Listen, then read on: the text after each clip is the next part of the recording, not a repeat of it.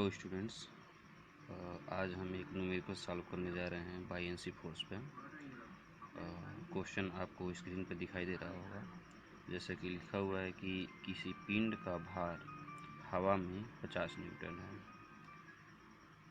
पानी में जब इस पिंड को तौला जाता है तो इस पिंड का भार 40 न्यूटन हो जाता है। तो कह रहा है कि पिंड का स्पेसिफिक ग्रेविटी ज्ञात कीजिए। तो डियर स्टूडेंट्स, जैसा हम लोगों को पता है कि किसी भी बॉडी का स्पेसिफिक ग्रेविटी निकालने के लिए हम लोग एक फार्मूला पढ़ते हैं। स्पेसिफिक ग्रेविटी इक्वल टू होता है density of body upon density of water. तो इस न्यूमेरिकल को सॉल्व करने से पहले हमें डेंसिटी ऑफ बॉडी निकालना पड़ेगा। डियर स्टूडेंट्स, का निकालना पड़ेगा डेंसिटी ऑफ बॉडी। तो इसको निकालने से पहले हम क्वेश्चन को फिर से एक बार रीड करेंगे। और ये कह रहा है कि किसी पिंड का भार हवा में 50 न्यूटन है और पानी में तौलने पर पिंड का भार 40 न्यूटन हो जाता है। तो इसका मतलब हम ये देख रहे हैं, ये तो आर्किमिडीज के सिद्धांत से कि 50 से 40 हो रहा है, यानी पिंड के भार में कमी हो रही है 10 न्यूटन का। वो जो 10 न्यूटन है वो आपका बराबर हो जाएगा बॉडी द्वारा हटाए गए पानी के भार के बराबर। तो जैसे कि देखिए, जैसे आप देखिए, पिंड का भार हवा में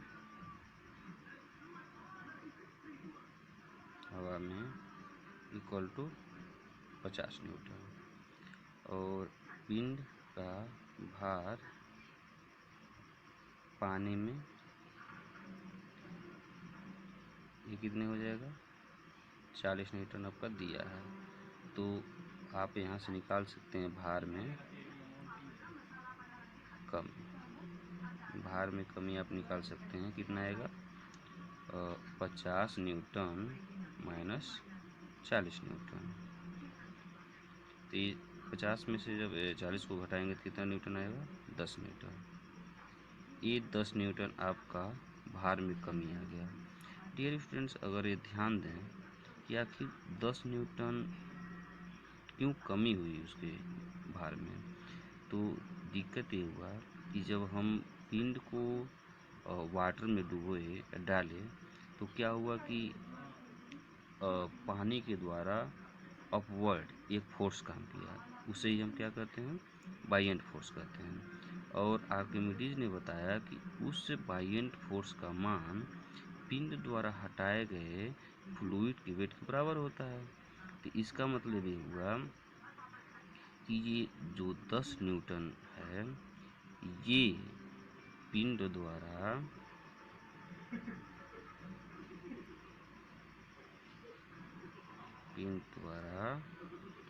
हटाए गए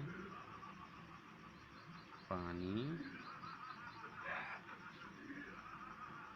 का भार के बराबर हो जाएगा, यानी 10 न्यूटन हो जाएगा। समझ में आया, आर्किमिडीज ने इसका कहा था। तो अब देखिए, पानी का भार पता हो गया, तो अगर हम यहाँ से आयतन निकाल सकते हैं। आयतन निकालने का क्या फ़ायदा है अभी आपको आगे पता चल जाएगा। यहाँ पर आयतन हम निकाल सकते हैं, और जब यहाँ पानी का जब हटाए गए पानी का जब आयतन निकल जाएगा तो वही आयतन बॉडी के आयतन के बराबर हो जाएगा। तो ये देखिए, फिर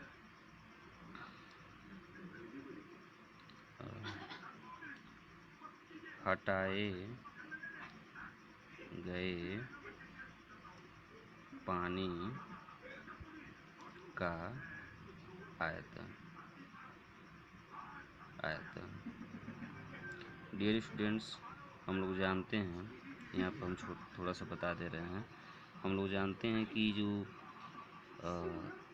स्पेसिफिक वेट होता है, इसको स्पेसिफिक वेट को स्मॉल अगर डब्लू से डिनोट करें तो ये होता है कैपिटल डब्लू यानी भार अपन वॉल्यूम।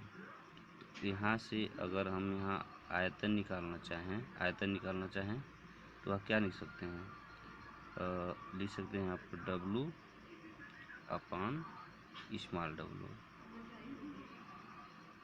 डब्लू निकाल सकते हैं। और डियर स्टूडेंट्स, आप ये भी जानते हैं कि डब्लू और अपान स्मॉल डब्लू को आप रोजी भी लिखते हैं। क्योंकि एक रिलेशन ये भी होता है कि स्मॉल डब्लू और डेंसिटी में जो संबंध होता है वो इस तरह का होता है, यानी रोजी स्पेसिफिक वेट के बराबर होता है। फिर अगले पेज पे चलते हैं।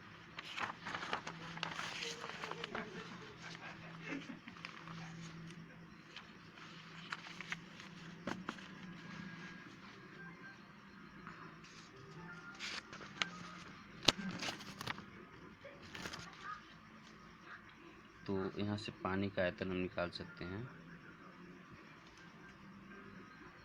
जो पानी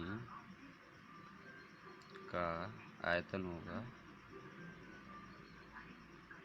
वो होगा आपका, यहाँ डब्लू तो दिया ही है 10 न्यूटन होगा और अपान रोजी था, तो रोजी पानी की बात कर रहा है तो पानी का जो डेंसिटी होता है 1000 लिया जाता है।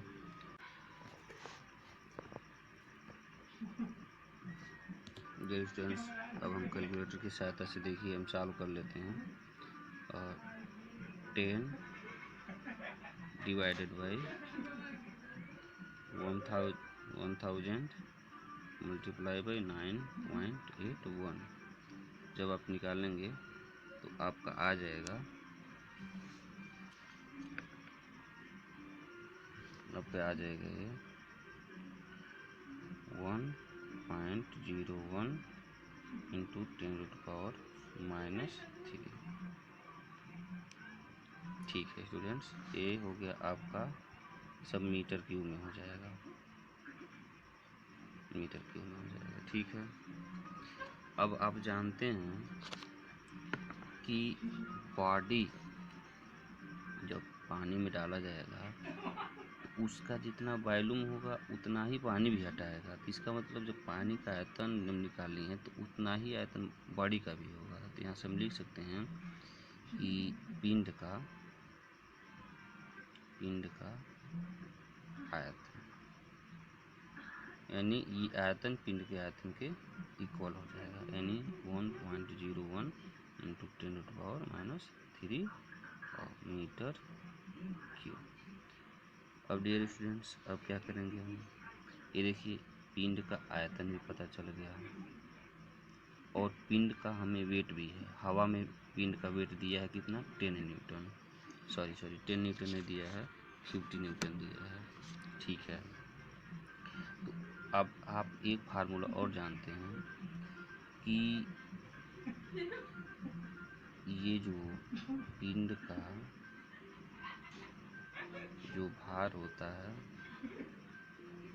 वो दिया है 50 न्यूटन।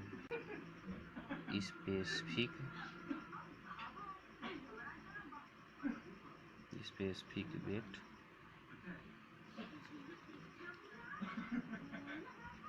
इक्वल टू होता है कैपिटल डब्लू अपान वॉल्यूम। समझ रहे हैं आप, समझ रहे होंगे। तो आप यहाँ से देख सकते हैं 50 भी दिया है और यहाँ पर आपका दिया है भी का वैल्यू है 1.01 इंटू 10⁻⁻3 और स्पेसिफिक वेट को हम देखते हैं स्मॉल डब्लू। तो आप यहाँ से, हमको स्मॉल डब्लू देखिए नहीं निकालना, हमको निकालना स्मॉल डब्लू रोजी होता है और 50 ऑन 1.01 इंटू 10⁻⁻3 इतना लिख सकते हैं।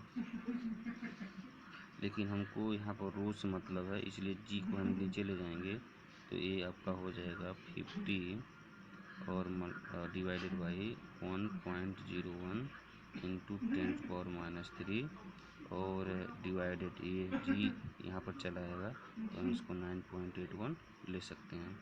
यहाँ से डेंसिटी कितना आ गया आप फिर से एक बार कैलकुलेटर से सॉल्व कर लीजिए। 50 डिवाइडेड बाई कितना हो गया 1.01 इंटू 9.81 इंटू 10⁻³ आप इसे कर लीजिए। तो देखिए डेंसिटी आपका आ गया 5046.37। डेंसिटी का आप लोग तो जानते ही हैं, डेंसिटी इक्वल टू होता है द्रव्यमान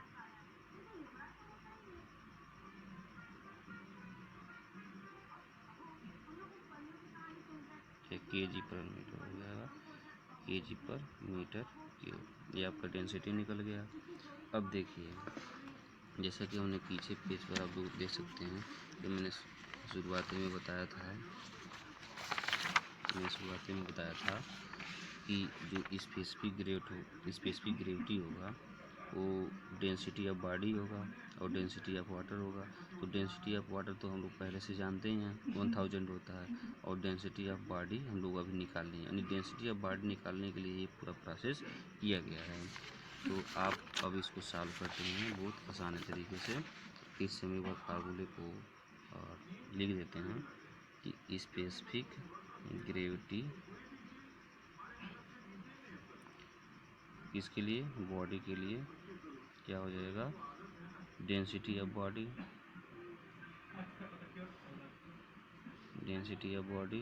अपन क्या हो जाएगा डेंसिटी ऑफ वाटर। तो आप कर सकते हैं, आपका डेंसिटी ऑफ बॉडी कितना है 5046.37 और अपन इसका कितना हो गया 1000।